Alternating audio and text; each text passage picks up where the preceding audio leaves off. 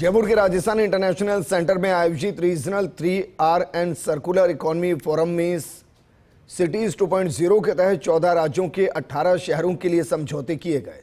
क्या है पूरा मामला, देखने के लिए फर्स्ट इंडिया की एक खास रिपोर्ट देखिए।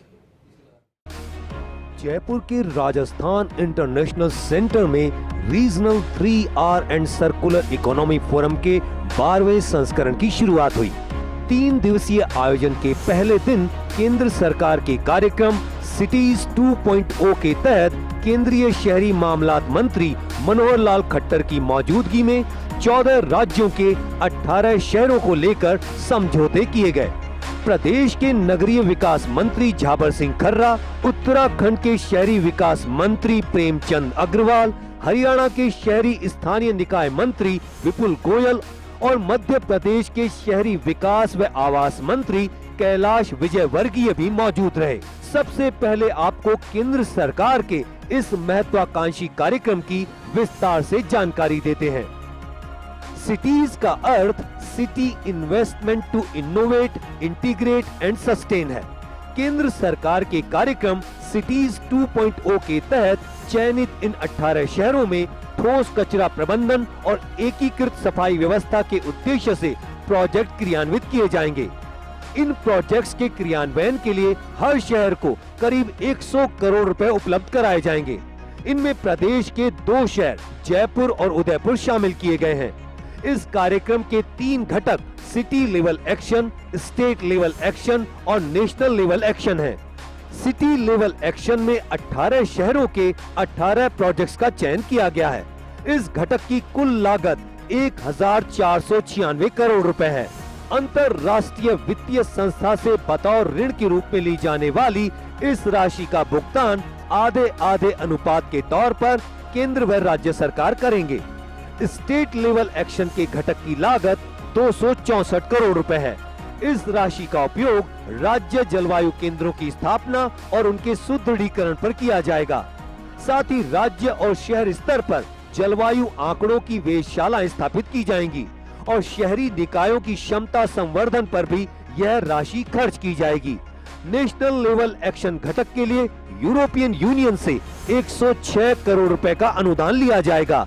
सिटी लेवल एक्शन घटक के तहत जिन 18 शहरों का चयन किया है उनमें जयपुर और उदयपुर के अलावा श्रीनगर, बरेली, आगरा, मुजफ्फरपुर, गुवाहाटी, अगरतला, न्यू टाउन कोलकाता, बिलासपुर, बेलागावी, राजकोट, उज्जैन, जबलपुर, पणजी, तिरुवनंतपुरम, मदुरई और तंजावुर शामिल हैं। इस घटक में करीब 1800 करोड़ रुपए की राशि के समझौते किए गए। ये समझौते केंद्र सरकार, राज्य सरकार, संबंधित स्मार्ट सिटी कंपनी और संबंधित शहरी निकाय के बीच किए गए। इस एग्रीमेंट सेरेमनी के अवसर पर मनोहर लाल खट्टर ने जानकारी दी कि शहरों में आपसी प्रतिस्पर्धा के लिए सुपर स्वच्छ लीग की शुरुआत की गई है। इस सुपर स्वच्छ लीग में पिछले 4 साल के स्वच्छता सर्वेक्षणों में चारों कैटेगरी में पहले से 3 स्थान पर रहे शहरों को शामिल किया जाएगा। ऐसी 4 सुपर स्वच्छ लीग का आयोजन होगा।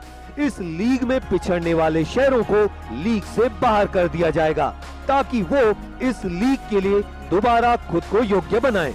इसी तरह लीग में शामिल शहरों के साथ ऐसे शहर भी जोड़े जाएंगे जो सफाई की दृष्टि से काफी पिछड़े हुए हैं। लीग में शामिल शहर का आकलन खुद के स्वच्छता में प्रदर्शन के साथ ही जोड़े गए पिछड़े शहर के प्रदर्शन से भी किया जाएगा। सिटीज 2.0 हम जो है एक बहुत बड़ा महत्वपूर्ण ये कदम इस यात्रा का है। उसके माध्यम से हम जो है कंपटीशन ये पैदा कर रहे हैं जिसमें 14 स्टेट की 18 सिटीज़ जो EU की अलग 18 सिटीज़ के साथ सिटी टू सिटी एक हमारी पार्टनरशिप होगी और शेष शहर देश के अंदर ही शहरों के साथ वो मुकाबला करेंगे। अगले आने वाले 2 से 3 वर्ष में ये सब शहर अपने आप को इस सुपर स्वच्छ शहर की लीग में अपने आप को ला सकें, ये हमारा टारगेट है।